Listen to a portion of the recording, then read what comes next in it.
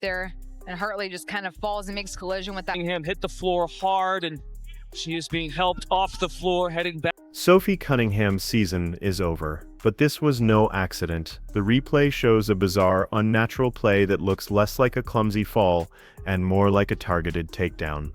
The player who delivered the hit, Bria Hartley, has a history of this. But the real target might not have even been Cunningham. By taking out Caitlyn Clark's only protector, the league's most notorious enforcer has just declared open season on the WNBA's biggest star. It's sad. It's very, very sad and unfortunate what has happened to Sophie Cunningham. Sophie Cunningham, let's be clear here. Sophie Cunningham was targeted. Let's be very, very clear here. The play itself was bizarre, almost surreal. The ball was 75 feet away from the basket, with Cunningham bringing it up the court.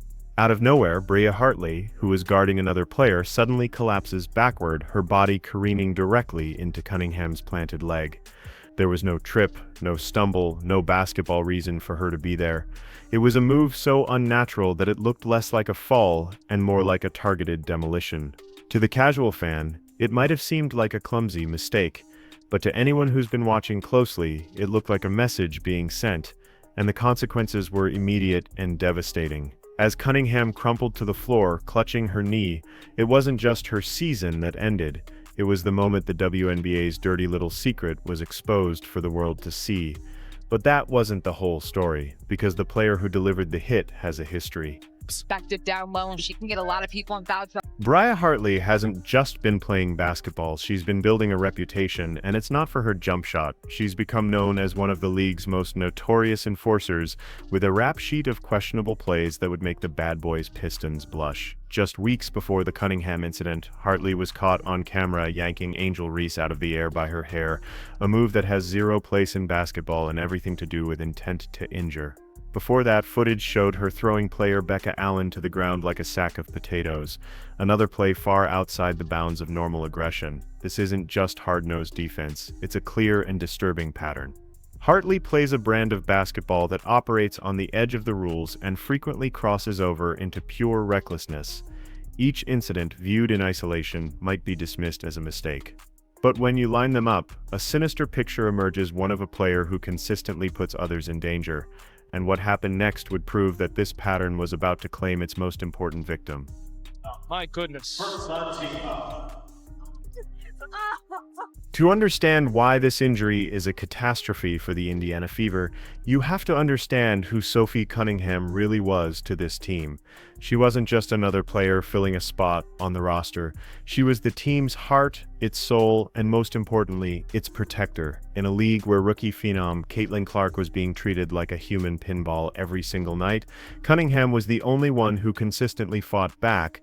When Clark got hammered with no whistle, Sophie was the one in the offender's face. She was the enforcer, the one who sent the message that the Fever would not be bullied.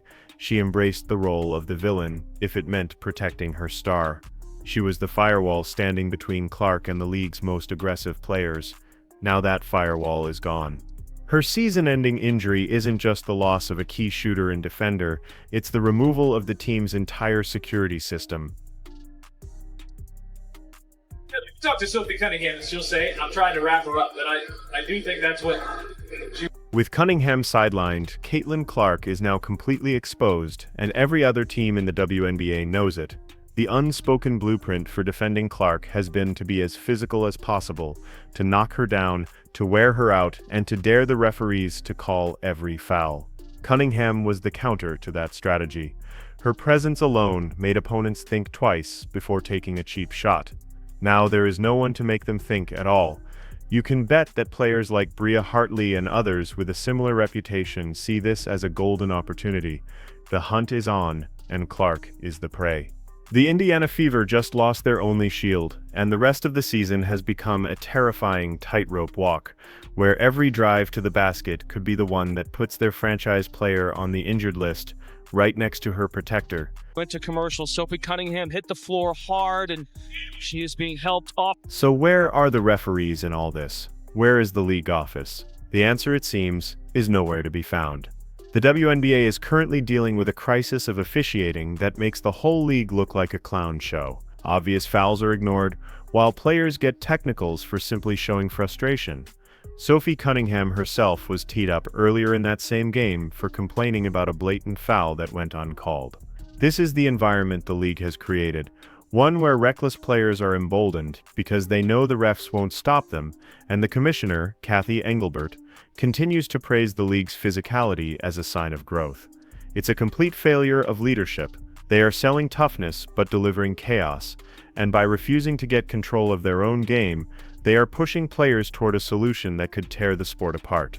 But when the league fails to protect its own, a new, far more dangerous form of justice could be on the horizon. Game, Sophie Cunningham went down. It did not look good. I heard her saying no from the court.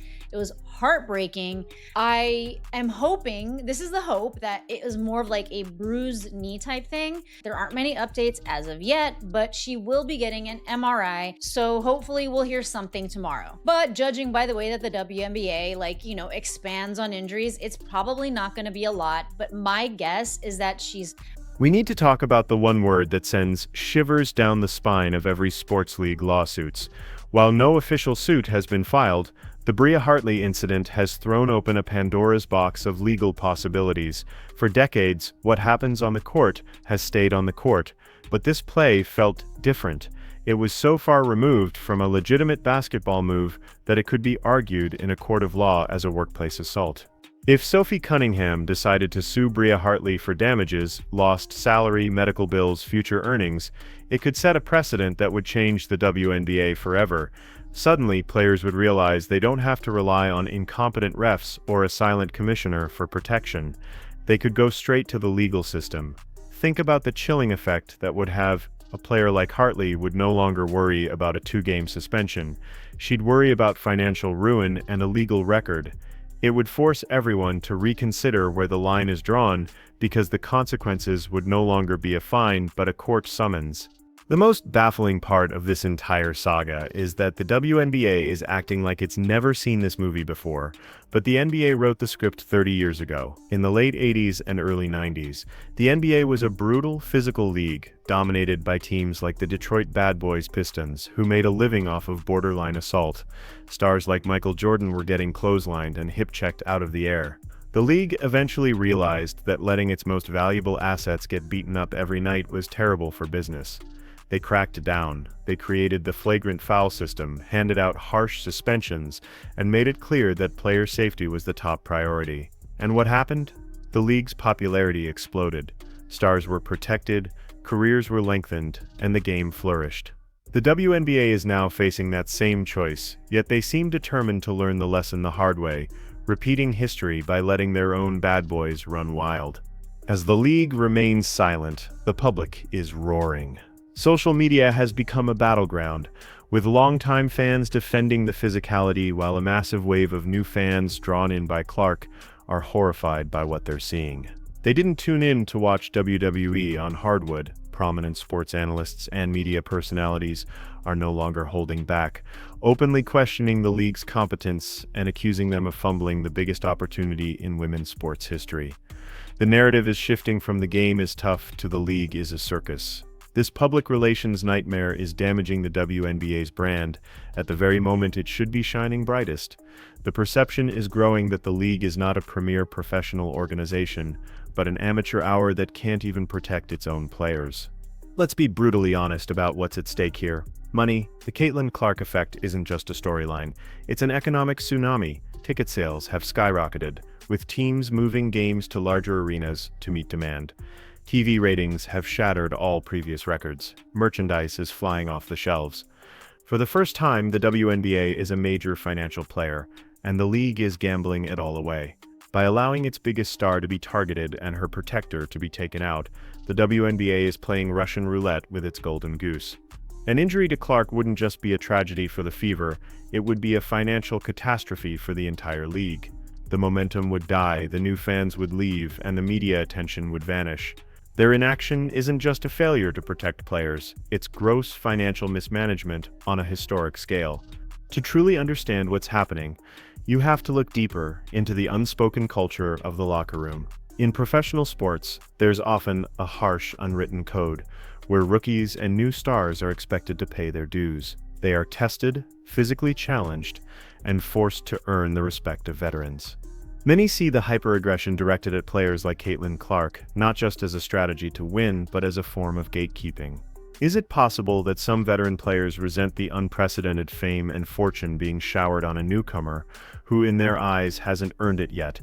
This isn't just about hard fouls, it's about a psychological war. It's a bitter internal conflict between the old guard and the new face of the league, and that conflict is spilling out onto the court in the form of dangerous, career-threatening plays. If the league office refuses to act as the sheriff, teams will be forced to hire their own deputies. This is the most terrifying ripple effect of all. If a team knows its star player will be targeted, its only logical response is to sign its own enforcer, a player whose primary job is not to score, but to retaliate. This will inevitably lead to a dangerous arms race, where every team needs a Bria Hartley of their own just to survive. The game will get uglier, the hits will get harder, and the injuries will pile up. Instead of evolving into a more skilled and celebrated league, the WNBA risks regressing into a brutal war of attrition. The dominoes are already falling, and if the league doesn't intervene, Sophie Cunningham's injury won't be the end of this story. It will be just the beginning of a much darker chapter.